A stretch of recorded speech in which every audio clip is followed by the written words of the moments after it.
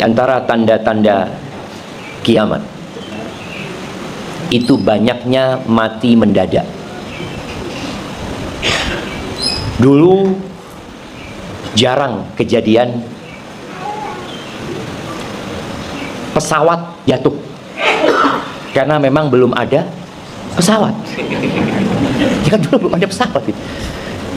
Tapi sejak adanya pesawat, satu pesawat mati. Dan kita bisa bayangkan, tatkala mereka booking tiket, kemudian melakukan check-in, apakah mereka berpikir akan mati di atas? Tidak. Hampir semua yang naik pesawat itu ada cerita lanjutan. Nanti kalau sampai bandara, saya yang pertama akan nunggu barang. Setelah barang keluar, saya akan pergi ke hotel ini. Nanti jam sekian akan ada acara. Itu kalau orang yang mungkin berangkat dalam rangka bekerja. Tapi ternyata semua rencana dia dan cerita yang hendak dia tulis dalam hidupnya putus. Banyaknya mati mendadak saat ini. Tabrakan motor, hampir setiap mudik itu berapa yang mati? Insya Allah semuanya yang mudik itu rencananya balik lagi, ternyata dia kembali kepada Allah Azza wa Jalla. Mana hadiahnya? Kok jauh-jauh? Mana mau kasih hadiah? Ini buat ibu-ibu, bapak-bapak. Oh, bapak-bapak. Mati mendadak itu tanda husnul khotimah apa su'ul khotimah? Siapa yang mau jawab? Mana mic-nya? Husnul khotimah, Ustaz. Kok bisa? Nggak disiksa dulu. Nggak disiksa dulu. Iya. Kalau dia nggak sholat, Nah, ya itu. Udah tahu ya itu. kita kasihkan hadiahnya. Baik, kasihkan mic yang kepada beliau.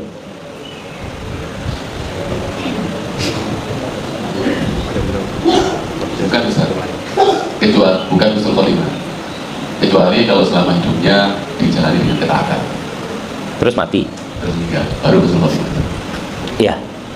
Jazakallahu khair, barakallahu fikum. Kayaknya cukup jawaban itu, jemaah. Iya. Tanda husnul khotimah itu adalah amalan sebenarnya. Jadi kalau dia mati dalam kondisi beramal soleh, berarti husnul khotimah, walaupun matinya hari Selasa. Karena ada hadis yang berkaitan dengan mati hari Jumat mungkin. Walaupun hadis itu diperselisihkan oleh para ulama keabsahannya. Nabi kita Muhammad SAW tidak meninggal di hari Jumat. Belum meninggal di hari Senin alaihi salatu wassalam. Jadi nggak semua yang mati hari Jumat husnul khotimah. Loh, iki mati habis pesta miras, Ustaz. Tapi malam Jumat, Ustaz. Insya Allah husnul khotimah. Ya enggak. Jadi tetap yang menjadi tolak ukur orang itu husnul khotimah amalannya. Nabi alaihi salatu wasallam mengatakan innamal a'malu bil khawatim. Amalan itu tergantung penutupnya. Kalau orang ini orang yang tidak benar, tapi subhanallah dia di akhir hayatnya bertobat, datang ke masjid ini kajian subuh, pulang tabrakan, insyaallah husnul khotimah. Apa enggak? Karena sudah tobat. Sudah tobat dia. Cerita yang membunuh 99 orang plus 1 ahli ibadah, 100 dia bunuh. Dia punya rencana untuk bertobat. Setelah membunuh 99 orang, hatinya nggak tenang. Dia tahu yang dia lakukan selama ini tidak benar. Maka kemudian dia bertanya kepada orang yang ahli ibadah. Dulu kita biasanya menyebut orang yang rajin ke masjid apa? Kalau ada anak muda, Masya Allah alim nih. Itu penyebutan yang salah kaprah sebenarnya. Sebutan yang tepat buat orang yang rajin ke masjid, yang ahli ibadah apa? Abid. Abid, orang ahli ibadah. Alim itu orang yang berilmu. Belum tentu orang yang abid itu berilmu. Dia cuma suka beribadah. Nih yang sudah membunuh 99 orang, ketika dia mau tanya tentang masalah dia, diarahkan kepada orang yang ahli ibadah. Yang ngomong, saya sudah membunuh 99 orang. Hali min taubah, apakah bisa aku tobat? Apa? Engkau sudah bunuh 99 orang, mau tobat? Dah ada sudah. Loh, dia ini ahli ibadah belum tentu masuk surga. Kok ini sudah bunuh 99 orang? Nggak ada kata dia. Akhirnya dibunuh orang. Kenapa? Karena dia menutup pintu kebaikan. Selesai. Kalau aku nggak ada cara untuk jadi orang baik, ya sudah, aku jadi orang jahat terus. Dia membuat orang ini putus asa. Tapi ternyata hatinya masih belum pas. Apa? Nggak mungkin aku ini tobat gitu. Lalu dia tanya sana, tanya sini. Fadulla ala alim. Kemudian dia diarahkan kepada orang yang berilmu. Datang kepada orang yang berilmu, dia tanya, apakah saya bisa bertobat? Saya sudah membunuh berapa orang? 100. Oh, 100 sudah yang dibunuh. Kata orang ini, apa yang menghalangimu dari pintu tobat? Nggak ada. Hanya saja ada masalah engkau. Engkau hidup di kampung yang buruk dan jahat. Artinya sebuah tempat yang membiarkan dia membunuh sampai 99 orang. Ini tempat yang nggak baik ya. Maka kau pindah dari kampung ke kampung fulan. Di situ banyak orang-orang soleh. Fa'budillaha ma'ahum. Engkau beribadah kepada Allah di tempat itu bersama mereka. Berangkat dia coba. Tengah jalan mati. Artinya dia belum pernah sholat, belum. Baru niat mau jadi orang baik. Dan dia sudah bertobat. Buktinya dia meninggalkan kampungnya. Tapi ternyata dia mati di tengah jalan. Apakah itu tanda husnul khotimah? Malaikat pun berdebat. Malaikat rahmah mengatakan dia sudah datang untuk bertobat. Kata malaikatul azab, loh dia belum beramal soleh. Di mana mau diambil sama malaikat rahmat? Enggak, kata dia. Itu bagianku, kata dia. Akhirnya Allah Azza wa Jalla mengirimkan seorang malaikat untuk mengukur ya manusia. Kemana dia lebih dekat? Ternyata Allah lebih dekatkan dia ke kampung kebaikan. Maka mati mendadak itu, kata Nabi SAW, rahatun lil mu'min. Tempat istirahat buat orang beriman. Artinya dia sudah beramal soleh, tadi disebutkan nggak sakit-sakit, nggak ngerepotin orang, kemudian dia meninggal dunia. Tapi itu jadi adab buat orang fasik, orang fajir, orang yang belum mempersiapkan diri. Kan kebanyakan anak-anak yang nggak bener atau orang-orang yang belum soleh punya niat tobat nggak dia? Punya. Insya Allah Zat, nanti kalau waktunya. Saya lihat ada fulan itu dulu preman Ustaz, ya Allah mati husnul khotimah Ustaz. Saya mau seperti fulan. Loh antum belum tentu mati husnul khotimah gitu loh. Kapan insya Allah umur 60 ya. Kan umurnya umatnya Nabi SAW itu antara 60 sampai 70 dan sedikit yang lewatin itu. Maka jamaah rahimakumullah, kita perlu memikirkan yang namanya kematian. Karena itu sebuah keniscayaan. Resiko yang pasti dialami. Ketika orang bisnis, biasanya dia melakukan analisa resiko. Apa istilahnya orang-orang bisnis? Iya, analisa resiko. Analisis manajemen resiko, mitigasi resiko. Iya, dia lihat apa kemungkinannya ini itu. Oh, kemungkinannya kalau piara, oh ini mau Idul Adha. Apa kira-kira bisnis yang sedang dipikirkan beberapa teman? Jualan kambing. Kita piara kambing dulu, piara sapi kata dia. Apa resikonya? Mati. Dia selalu memikirkan resiko hewan ternaknya, nggak pernah memikirkan resikonya dia.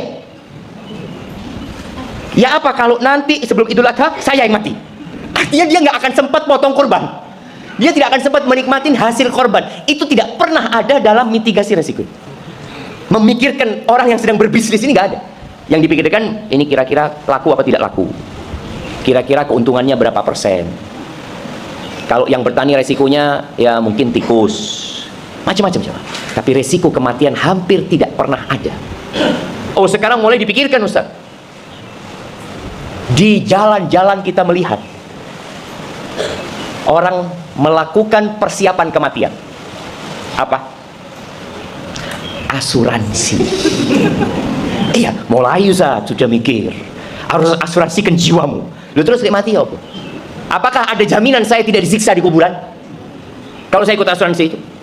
Apakah ada jaminan nanti dia bantu kita jawab mungkar nakir? Antum kalau asuransi di sini, insya Allah kita cover. Pertanyaan mungkar nakir kita jawab. No. Resiko kematian yang dipikirkan itu untuk kehidupan di dunia. Jadi yang dipikirkan bagaimana kamu mati, anak-anakmu nanti masih tetap sekolah. Apalagi resiko asuransi kematian itu dapat apa jemaah? Dapat apa antum kalau mati? Siapa yang ikut asuransi di sini? Bismillah. Yang pernah lah anak-anak umur. Bismillah. Baik, anak kepin tahu terus yang mana nggak tahu? Apa? Uang duka. Oh, jadi yang hidup yang dapat. Berarti dia tidak memikirkan kematian, yang dipikirkan yang hidup. Bagaimana saya mati, yang hidup dapat uang. Kita kadang-kadang lupa memikirkan diri kita. Pernah ada seorang yang dalam kondisi sakaratul maut. Biasanya keluarga datang, istri nangis ya, anak-anak nangis karena masih kecil, orang tua nangis karena ini adalah yang berjuang menjadi tulang punggung keluarga. Akhirnya orang ini tanya, kalian kenapa nangis? Iya, kalau engkau meninggal, siapa nanti yang kasih nafkah kita? Aku akan jadi janda, anak-anak jadi yatim, ibu masih ya butuh biaya. Kata orang ini, loh, kalian ini mikirkan kehidupan kalian, nggak mikir kalau saya mati ditanya apa di kuburan. Saya akan dibawa ke tempat yang sempit, diinjak-injak di sana. Yang dipikirkan kehidupan mereka. Dan kebanyakan kita melakukan itu. Jadi bukan kesian sama yang mati ini, ya Allah, amalan itu turun cukup. Kesian sama yang mati ini, dia belum punya rumah, dia belum pernah bangun masjid di muka bumi ini.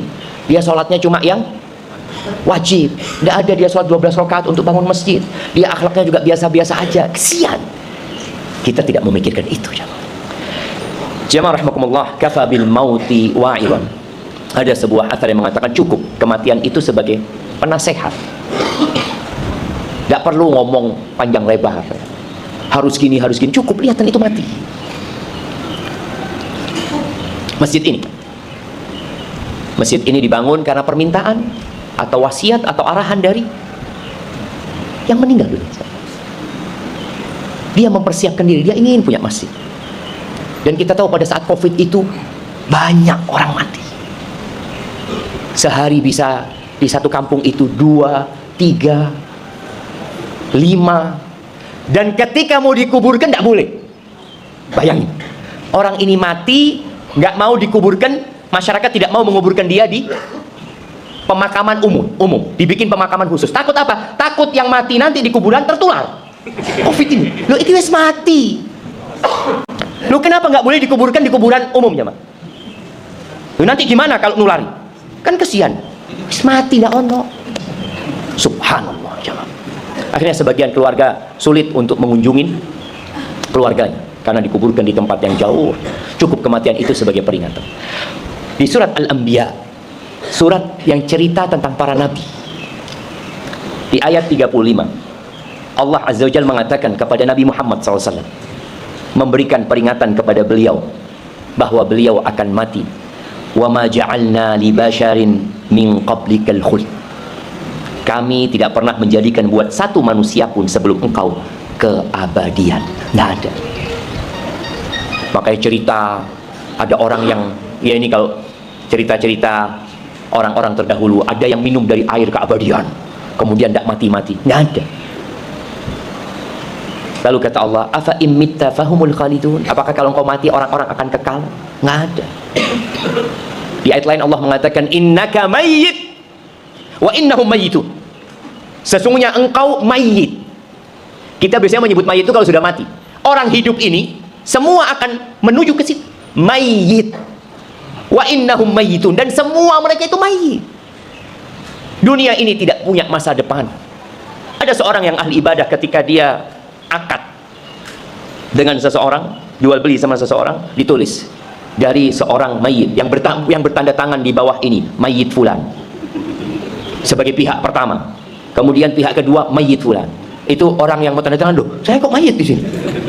Loh, bukan mayit sampai. Loh, masih hidup saya. Iya, tapi akan jadi mayit. Maka diingatkan kita dengan kematian supaya angan-angan kita tidak terlalu panjang, jemaah. Sebagian sibuk bangun rumahnya dengan indah, masjid di kampungnya sempit dan jelek.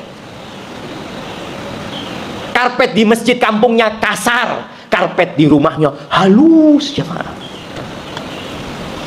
Engkau nggak kepingin punya karpet yang indah? Ya kepingin, makanya anda taruh di rumah. Kalau taruh di rumah, engkau nggak akan menikmati. Tapi kalau engkau taruh di masjid kampung, belikan karpet yang enak. Lalu Allah mengatakan di surat Al-Anbiya ayat 35, kullu nafsin dha'iqatul maut.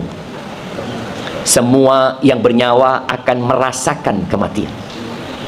Wa nabluukum bisyarri wal khairi fitnah. Bagaimana dengan kehidupan ini?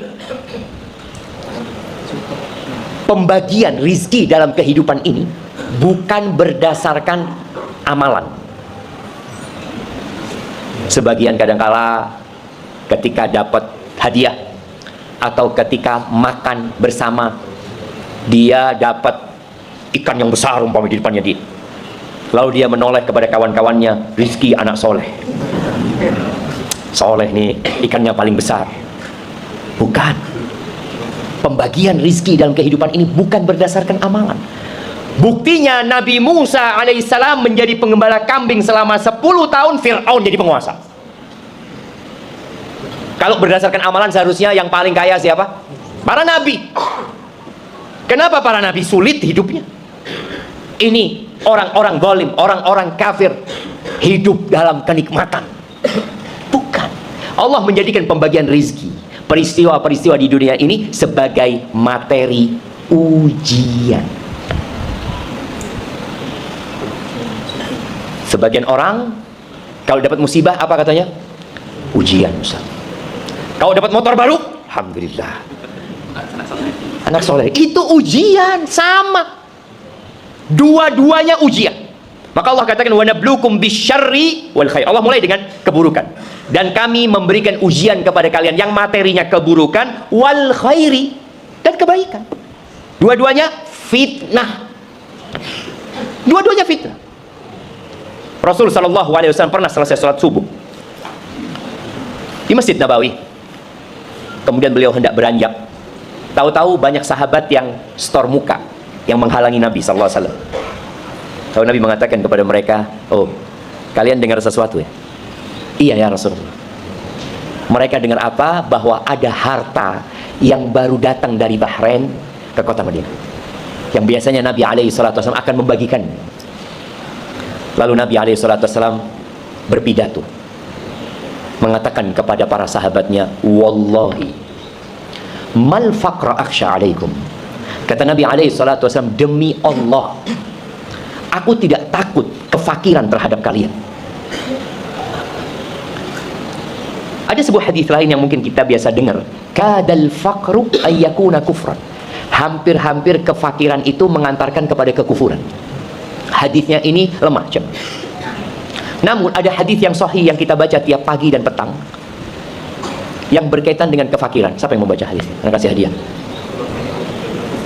Masya Allah, kasihkan hadiah. Tiap pagi dan petang kita baca doa, Allahumma inni a'udzubika minal kufri wal faqri wa a'udzubika min adabil qabri. Ya Allah, aku berlindung kepadamu dari kekufuran dan kefakiran, dan aku berlindung kepadamu dari azab kubur. Kefakiran ini dapat menjadikan sebagian orang semakin taat, tapi kadangkala juga merepotkan. Berapa banyak orang yang gara-gara fakir sulit datang kajian karena dia harus bekerja terus, dia harus lembur, dia harus ini itu. Tapi ada orang yang fakir tetap dikasih nikmat sama Allah. Nikmatnya apa? Fakir dan pengangguran. Pengangguran itu nikmat apa enggak, jemaah? Lawangnya nikmat, rezekinya enggak. Nikmat. Oh, di antara dua nikmat yang banyak kita lupa, kata Nabi SAW, sehat dan waktu luang. Waktu luang. Antum tidak punya pekerjaan, nganggur, ya Allah, alhamdulillah, alhamdulillah, ya Allah. Oh, alhamdulillah, iya. Alhamdulillah, sejak anak di PHK, sehari 10 juz baca Quran. Coba dari PHK, yuk kerja terus. Kadang-kadang kita kalau melihat sesuatu, itu ujian buat dia. Engkau sekarang dikasih pengangguran, dipakai buat apa? Waktumu. Mancing. Maka ingat, berkaitan dengan kekufuran itu tergantung bagaimana manusia. Kalau dia orang yang beriman, boleh jadi ketika dia dikasih masalah dari sisi ekonomi, dia rajin berada di saf pertama. Bahkan dia nggak pulang dari masjid. Maghrib Isya di masjid, Masjid Mundami sini sudah tidak. Kenapa? Mau ngapain di rumah, Ustaz? Ahsan di sini iktikaf cari pahala sudah. Ana mungkin nggak bisa punya kebun sawit di sini, tapi ana bisa punya kebun kurma di surga Allah SWT. Dia sudah berpikirnya, ya sudah. Ini ujian gitu. Ini benar-benar Allah berikan ujian. Yang dikasih sehat, ujian. Berapa banyak orang gagal dikasih ujian sehat? Kasih ujian sehat pagi, Ahad, sepedaan. Nanti pulang jam 9, insya Allah. Sakit, kasih ujian sakit, ya Allah, kepingin melok kajian di Mundamian. Loh, dia baru sadar dengan nikmat itu ketika sakit. Dan Rasul SAW mengatakan kepada para sahabatnya, wallahi mal faqr akhsha alaikum. Demi Allah, aku tidak takut kalian ditimpa kefakiran. Kita tahu bagaimana semangatnya sahabat menuntut ilmu dalam kondisi mereka fakir. Umar bin Khattab itu ketika datang ke kota Madinah, ya, hidupnya susah.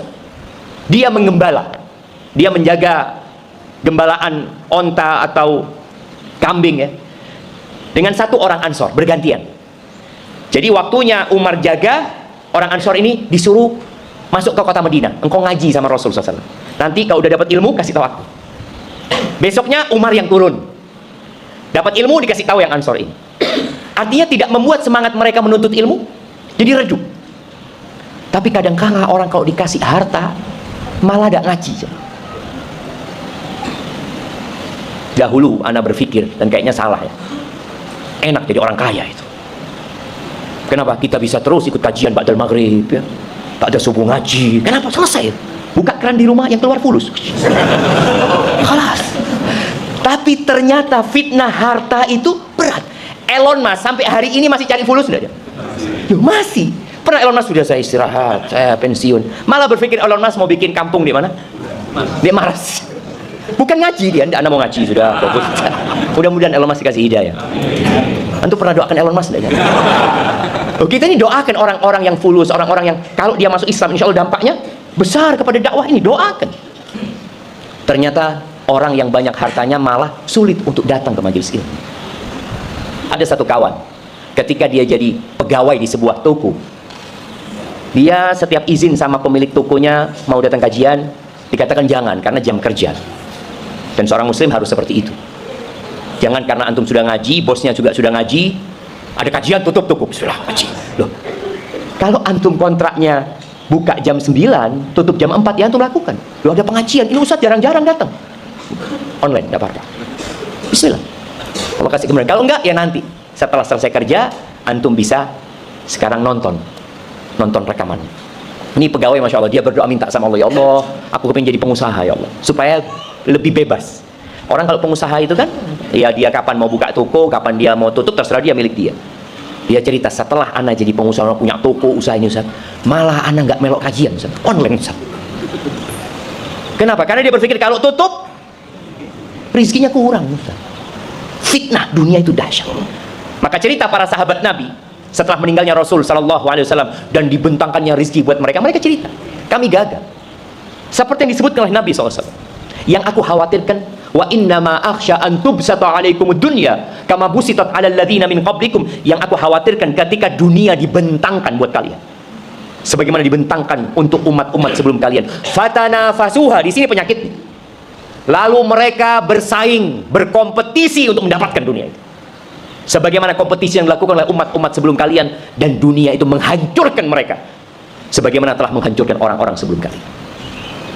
Kaya itu nggak apa-apa, tapi ingat itu ujian. Jangan sampai ketika antum jadi kaya, antum berpikir, oh ini karena amal solehku. Bukan. Ini karena saya sudah hijrah. Lah, para sahabat Nabi radhiyallahu taala anhum ketika mereka hijrah dari Mekah ke Madinah, hidupnya tambah senang tambah susah? Susah secara ekonomi. Sebagian tidur di masjid tidurnya. Nggak punya rumah, nggak punya kerabat di tempat itu. Hampir 80 lebih yang tidur di masjid. Sekarang masjid tulisannya dilarang tidur. Ya memang seharusnya dipikirkan. Masjid ini harus memikirkan. Ketika bangun masjid, ada tempat buat tidur, buat orang-orang supaya dia dapat tempat istirahat, di mana di situ ada ilmu yang disampaikan, di mana di situ ada ibadah yang ditegakkan. Ini orang mungkin nggak sholat, numpang tidur di masjid. Tapi ketika dia tidur di masjid, waktunya sholat, dia nggak enak tidur. Akhirnya dia sholat. Mudah-mudahan masjid kembali melaksanakan tugasnya untuk menjadi Islamic Center. Masjid itu dulu Islamic Center, tempat semua kegiatan di masjid. Jadi kembali kepada kematian, bahwasanya pembagian rizki di dunia. Kalau antum lihat ada fulan, masya Allah Ustaz, fulan ini Ustaz kaya raya Ustaz, padahal tidak pernah sembahyang Ustaz. Anak sok pertama Ustaz, baru di PHK Ustaz. Nah, wa ilaina turja'un, dan kita akan kembali kepada Allah Subhanahu wa taala. Makanya orang kalau kena musibah, yang dia harus ingat adalah Allah, bukan dunia ini. Dia katakan inna lillah wa inna ilaihi raji'un. Kita semua akan mudik kembali kepada Allah Subhanahu wa taala. Kira-kira berapa tahun lagi antum akan hidup? Nah, kita tanya. Antum kira-kira. Kalau keinginan.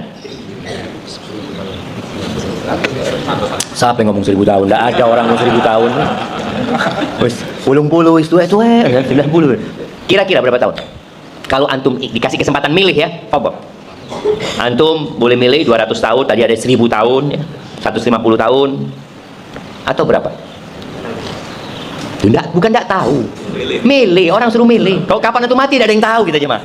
Kalau disuruh milih, kira-kira milih antum mau meninggal umur berapa? Berapa? 160? Di atas 60. Di atas 60. Oh, bisa 160. Kasih gelasnya buat beliau. Ahibati fillah, kalau kita lihat orang sekarang disuruh milih, memang ada orang-orang yang ingin hidup 1000 tahun umpamanya jemaah dalam kehidupan ini. Tapi dia tahu, melihat orang kalau sudah 90 tahun ya, hidupnya penuh dengan penderitaan.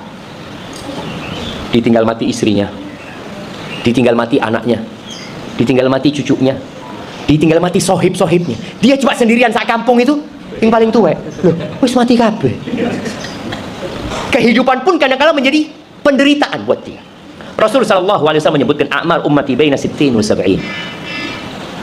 Umur umatku itu antara 60 sampai 70. Nah, kita akan kasih hadiah yang lewat 70. Lewat 70. Berapa Bapak? Oh, pas 70. Lebih sehari. Satu. Ada lagi? Berapa? Oh, 71, kasih hadiahnya. Berapa? Oh, 72. Oh, no, ternyata jemaah. Kasih lagi yang 72. Masya Allah. Yang di atas ada 80. 80, 40 tambah 40. Ya, kalau ada ibu nanti dikasih hadiah. Tapi kita lihat jumlah yang lebih dari 70 sedikit. Kita akan tanya sama yang 72. Yang seumuran sama bapak, teman-teman ada berapa? Habis. Tinggal 15. Dari berapa? Dari 40. Oh, tinggal 15. Lumayan banyak juga, Bapak. Subhanallah. Jadi kita nggak tahu kapan kematian itu tiba. Yang perlu kita lakukan adalah mempersiapkan diri. Datang seorang kepada Dawud At-Ta'i, salah satu penasehat lah di Kufah. Dia meninggal tahun 162 Hijriah. Orang ini minta wasiat. Dan ini penting buat kita jamaah untuk punya guru. Jadi antum sekali-kali datang ke rumah ustaz. Datang ke rumah ustaz, jangan ustaz yang terkenal. Karena ustaz yang terkenal itu sudah sulit untuk ditemui. Jangan antum, keluarganya mengeluh. Jadi waduh ustaz ini repot loh, ustaz. Keluarganya ngeluh, apalagi antum. Maka datanglah kepada ustaz di pondok, di pesantren, mungkin yang dia mangku masjid. Untuk apa? Untuk minta wasiat. Datang ustaz, nasihat tono anak ustaz. Anak ini sudah umur sekian, anak ini kondisi seperti ini. Jelaskan, ceritakan dulu supaya wasiatnya sesuai dengan kondisi kita. Ini orang datang kepada Dawud At-Ta'i minta wasiat. Apa kata Dawud At-Ta'i? Askarul maut yantadiruna. Pasukan kematian sedang menunggu. Gimana jam? Kalau antum di masjid dikatakan ada pasukan yang dikirim sama Pak Prabowo yang akan menghabisi kalian semua. Apa yang kita lakukan? Apa yang akan kita lakukan? Asyhadu an la ilaha illallah. Berserah diri. Ana bertemu dengan beberapa dokter anestesi. Dia cerita, kita Ustaz, kalau pasien ini mau dibius Ustaz, kita akan bimbing dia. Ayo, baca Al-Fatihah. Kemudian disuruh baca asyhadu an la ilaha illallah, asyhadu anna Muhammad Rasulullah. Kemudian sambil dibius suruh baca bismillah. Jadi memang diantarkan karena tahu berapa banyak pasien yang dibius tidak pernah bangun. Tidak bangun lagi. Dan sejatinya itu akan terjadi sama kita semua. Maka wasiat yang mengatakan pasukan kematian itu menunggumu, memang nunggu kita jemaah. Berapa banyak sahib kita yang ngopi sama kita di pagi hari dan tahu-tahu ada WA yang mengatakan fulan meninggal dunia. Syawal, ana mau tanya, ada nggak yang mati tanggal 1 Syawal? Nggak ngurus matiku mbek Idul Fitri. Malaikat mut ente nono lah iki sik. Opore durung mari, apa daun. Dan ada yang disolatkan dengan solat Id. Sudah. Ini mumpung orang solat jenazah dibawa sudah solat. Oh tidak mau. Di Masjidil Haram siapa yang kemarin iktikaf sampai Idul Fitri? Solat Id di Masjidil Haram. Nggak ada. Tahun lalu. Ada solat jenazah nggak? Nggak dengar antum. Solat subuh ada jenazah nggak? Nggak mikir jemaah. Jadi nggak ada malaikat maut itu yang seakan nih sih. Ini belum nyampe Surabaya. Biar ketemu keluarganya nanti baru dicabut. Nggak ada. Semua ajal yang sudah ditetapkan itu nggak bisa dimajukan, nggak bisa dimundurkan. Ada orang mengatakan, ya Allah sudah kuat urip ya Allah, kesel ya Allah, wis mati. Ternyata sampai tua tidak mati-mati. Ada dia capek, dia lelah. Ada sebagian orang yang capek dengan urusan dunia biasanya, sakit-sakitan, nggak mati-mati. Anaknya yang ngurus orang tuanya mati di sian. Karena kematian tidak ada hubungannya dengan sakit. Tidak ada. Ada satu kawan kita divonis sama dokter kanker usus. Biasanya kanker usus ini ya dipotong ususnya, nanti paling lama berapa hidupnya? Ya kayaknya 5 tahun mati. Ini temennya datang ngomong, karena orang ini ketika divonis seperti itu, semangat hidupnya langsung drop jamaah. Saya datang, ndak ono hubungani penyakit bek mati ku ndak ono. Fulan bal-balan mati. Iya. Jangan dipikir kalau sakit berarti ini kayaknya sudah mau bal-balan di tengah lapangan bola. Ada orang yang di atas pentas nyanyi, manggung, dicopot ulo. Mati di atas pentasnya, Pak. Antum pernah lihat ya? Ada biduan yang dicopot ulo. Nah, di atas panggung padahal dia belum terima honornya, belum terima, mati di siang. Karena memang benar-benar kematian ini rahasia Allah Azza wa Jalla. Yang harus dilakukan adalah mempersiapkan diri. Ahibati billah, Rasulullah sallallahu alaihi wasallam dalam hadis riwayatkan oleh Al-Bara bin Azib radhiyallahu anhu, suatu hari para sahabat sedang bersama Nabi Muhammad SAW. Ada beberapa orang. Idh absara jamaah. Lalu Nabi melihat ada orang sedang kumpul. Nabi melihat kepada mereka, lalu bertanya, ala majtama'a haula. Mereka kumpul ngapain di sana? Orang biasanya kalau kumpul bareng-bareng mungkin lagi makan bersama ya. Maka Nabi bertanya SAW, qila ala qabrin yahfirunahu. Mereka sedang kumpul untuk menggali kuburan. Sekali-kali antum ikut gali kuburan. Sekali-kali. Kalau enggak, ikut melihat orang gali kuburan. Lihat ya, berapa meter? Kalau kita bangun rumah, kita selalu ngukur. Beli tanah 10 kali 20. Rumahnya insya Allah ya 100 meter kali 2, karena 2 lantai. Dia ngukur lagi. Dan kita akan datang melihat bangunan. Oh ini kurang ini. Ini kurang ini. Coba antum melihat orang gali kuburan. Iki kurang apa ini? Itu yang gali ngelihat. Gak ono kurangnya, Pak. Anjir kau yang ini. Dah. Ya sudah kayak gitu. Standarnya kayak gitu. Gak bisa tadi situ dipasangi AC. Gak ono. Ketika Nabi alaihi salatu wassalam dikasih tahu mereka sedang kumpul menggali kuburan, fafazi an nabiyyu sallallahu alaihi wasallam wa qama min baini yaday ashabihi musri'an. Nabi SAW langsung berdiri, berangkat cepat-cepat meninggalkan sahabat yang lainnya, hatta intaha ilal qabr, sampai beliau berada di kuburan. Ketika sampai di depan kuburan itu, fajatha alaihi, beliau bersimpuh di kuburan itu. Ini bukan sedang ngubur ya, sedang gali masih. Qala al-Bara, periwayat hadis ini langsung berada di hadapan Nabi di sisi yang lain, ingin melihat Nabi ngapain bersimpuh di situ, berlutut di situ. Fastaqbaltuhu min baini yadayhi li anzura ma yasna. Qala fabaka. Ternyata Nabi nangis. Nabi nggak ngomong apa-apa. Nabi berlutut dalam kondisi menangis. Ballathara min dumu'i. Tanah yang di hadapan itu basah dengan air mata Nabi SAW.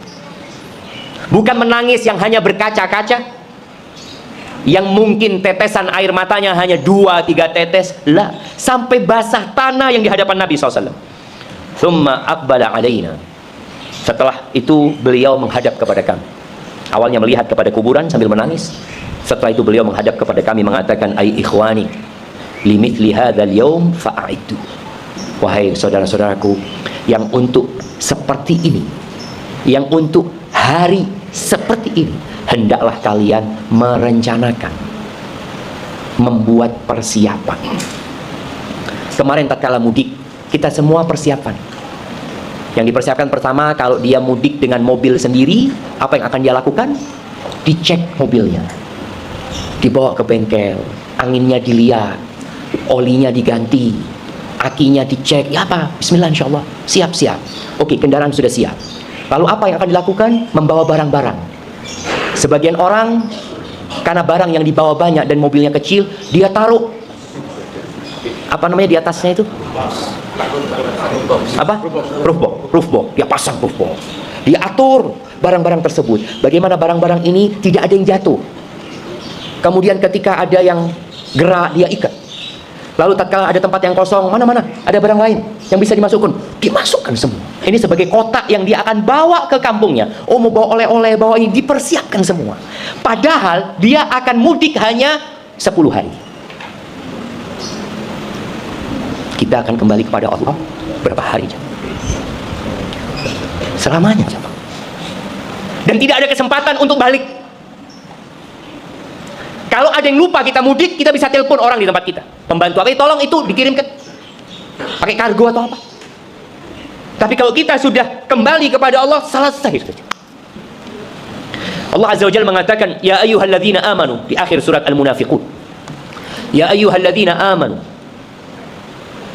la tulhikum amwalukum wala auladukum an dzikrillah. Wa may yaf'al dzalika fa ulaika humul khasirun. Wahai orang-orang beriman, jangan sampai harta-harta kalian dan anak-anak kalian membuat kalian lalai dari mengingat Allah Subhanahu wa taala. Tempat kita kembali membuat kita lalai dari melaksanakan sholat. Tempat kita bermunajat kepada Allah Subhanahu wa taala. Wa may yaf'al dzalika, barang siapa yang melakukan itu, ada dia lalai. Dia sibuk dengan dunia dan anak-anaknya, dengan pekerjaannya, maka dia termasuk orang-orang yang merugi. Rugi di dunia, rugi di akhirat. Rugi di dunia ini orang tidak akan mendapatkan kegembiraan dan kesenangan, apalagi kebahagiaan. Oh, mungkin dia senang sesaat, tapi dia tidak akan bahagia. Dia akan dibuat seperti orang yang meminum air laut dengan dunia. Kerja lagi, terus dia bekerja. Dia kumpulkan itu harta. Untuk siapa? Anak-anak. Untuk diri. Kemudian Allah katakan, wa anfiqu. Kalian ingat sama Allah ketika mengumpulkan harta, jangan sampai dengan cara yang haram. Jangan sampai membuat lupa dari sholat dan ibadah yang lain. Lalu Allah berpesan, wa anfiqu mimma razaqnakum. Dan infakkan, ini bicara persiapan untuk kematian. Infakkan dari apa yang kami rizkikan. Jadi kalau kita membaca Al-Quran, kita akan sering mendapatkan perintah untuk berinfak dari harta. Tapi seringkali Allah sebutkan, kalian infakkan dari apa yang kami rizkikan. Artinya kalau kalian dapat rizki bukan dari kami, nggak usah diinfakkan. Kita itu kadang-kadang bakhil ya? Karena merasa bekerja capek, lelah. Coba kalau antum dikasih uang, anak kemarin Ramadan dapat uang banyak, alhamdulillah, tahu-tahu di rekening 200 juta. Tapi ada pesannya, Ustaz, zakat tolong dibagikan. Kira-kira apakah anak akan berat mengeluarkan? Tidak ada jemaah. Transfer 10 juta, Masya Allah. Transfer sana 15 juta, 25 juta. Karena itu duit anak. Jadi perasaan tidak memiliki itu yang membuat kita akan mudah berbagi. Makanya Allah ingatkan, dari apa yang kami rizkikan, itu uang dari kami, kata Allah. Itu harta dari kami. Nafkahkan. Jadi kita nggak berat.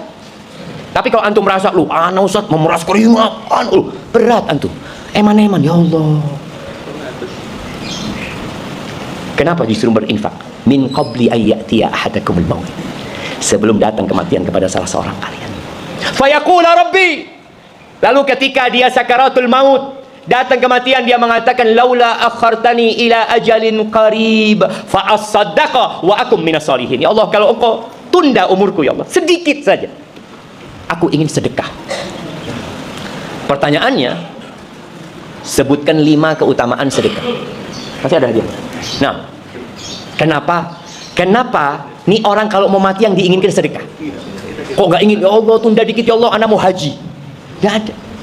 Saya mau kurban, atau saya ingin sholat malam, saya ingin sowan ke orang tua. Nggak ada. Yang diinginkan apa? Sedekah. Wa akun minas solihin, dan aku ingin menjadi orang-orang soleh dengan melakukan sedekah itu. Siapa yang mau nyebut? Nah, fadhal. Belum tentu sedekah amal jariah. Boleh jadi sedekah kasihkan ke fakir miskin, tidak jadi amal jariah. Amal jariah kan kayak masjid ya, yang pahalanya terus mengalir. Tapi kalau kita berikan kepada fakir miskin ya selesai. Enggak, bukan itu. 5, Anda minta 5 ya. Oh, yang belakang, antum udah dapat hadiah tadi. Belakang belum dapat hadiah? Iya, kasih mic now. Hah? Kok 1? 5? Itu 5. Yang mana yang mau 5? 5? Oke, antum cuma 1 ini yang 5. Loh, kok pegang HP tapi 5 ini? Dia takut anunya. Siap, tafadhol. Pertama, untuk diri sendiri hati menjadi tenang dengan bersedekah itu. Kemudian bisa tolak bala. Tolak bala. Ya. Kemudian rezeki terus mengalir karena Rizki terus mengalir. Ya. Terus 3, 4. Secara spiritual akan mengalir terus juga pahala. Kalau sedekah jariah. Tapi yang kelima, Yang kelima, membantu orang yang membutuhkan. itu kan. Ini semua mati. Ini sudah mau mati. Nggak mikir rezekinya lancar, nggak mikir terus tadi mau tenang, yang penting mau kasih hadiahnya, nggak apa-apa. Menularkan kebaikan, menularkan kebaikan. Menularkan kebaikan. Ya, cukup sudah jemaah. Atau antum punya yang spesial berkaitan dengan kenapa dia memilih mati? Antum belum jawab. Oh ya, dia sudah pegang mic, biarkan. Oh, jangan ditiup itu. Dapat memadamkan murka Allah. Dapat memadamkan murka Allah Azza wa Jalla. Hadiahnya 100.000 untuk sedekahkan nanti ya. Baik jemaah. Ya, yang disebutkan tadi benar semuanya insyaallah bahwa sedekah memiliki banyak fadilah. Tapi yang perlu diingat, sedekah ini amalan yang tidak memerlukan waktu panjang. Dia hanya butuh berbicara. Dia ngomong, "Nah, itu sawah wakaf buat masjid, undang." Selesai. Tapi kalau sholat harus wudhu. Apa mending dia sakit-sakitan wis. Berat lagi. Kalau haji dia butuh waktu panjang. Tapi kalau sedekah tinggal ngomong. Itu wakaf buat ini ya. Itu buat ini. Atau kalau sekarang, Masya Allah. Mana HP Bapak? Ya. Transfer 1M. Satu tidak cukup. Satu tidak cukup kata dia. Yang penting niat. Nah, berarti sedekah tadi fadilahnya banyak sekali dan dia tidak merugi. Kenapa? Karena dia yang mengumpulkan harta itu. Dia yang capek, dia yang bekerja, kemudian jatuh warisan. Dia bakal ditanya pada hari kiamat 2 hal tentang urusan harta. Dari mana dan kemana? Anaknya cuma ditanya, ya sama, nanti akan ditanya dari mana kemana. Tapi ketika anak ini dapat uang, warisan 10 miliar, ditanya dapat dari mana 10 miliar? Warisan. Bapaknya dapat dari mana 10 miliar? Waduh, ini dapat dari sini, dari sini. Yang itu kayaknya tidak benar dapatnya. Maka orang ini ingin supaya hasil kerja dia nikmati di kuburan. Maka karena kita belum mati, usahakan antum pulang dari masjid ini ada yang antum sedekahkan. Dan yang paling baik berbagi itu dengan siapa? Dengan orang tua kita. Antum bisa beli makanan online buat orang tua, kirimkan ya. Atau antum tulis wasiat. Kalau antum nggak mau dibagi hartanya sekarang karena masih terlalu cinta sama harta, antum bisa wasiat. Tulis wasiat bahwasanya 1/3 hartaku kalau aku mati wakaf buat masjid, wakaf buat ini. Jadi ketika bapaknya mati, dapat surat wasiat, waduh, harus diwasiat no be bapak, nggak apa-apa. Dan taruh wasiat itu mungkin sekarang bisa di notaris ya, atau di mana, jadi ada wasiat, bikin wasiat karena kita semua bakal mati. Itu sebuah kepastian. Kalau hartanya banyak, kalau hartanya sedikit tidak usah wasiat, biarkan ahli warisnya menikmatin, karena memang itu menjadi kewajiban orang tua ya, untuk memperhatikan anak-anak dan keluarganya. Ahibati fillah, itu yang dapat anda sampaikan, kurang lebihnya mohon maaf. Yang benar dari Allah Azza wa Jal, yang salah dari diri anda pribadi. Allah dan Rasul yang terbebaskan dari kesalahan itu. Subhanakallahumma bihamdika asyhadu an la ilaha illa anta astaghfiruka wa atubu ilaik. Wassalamualaikum warahmatullahi wabarakatuh.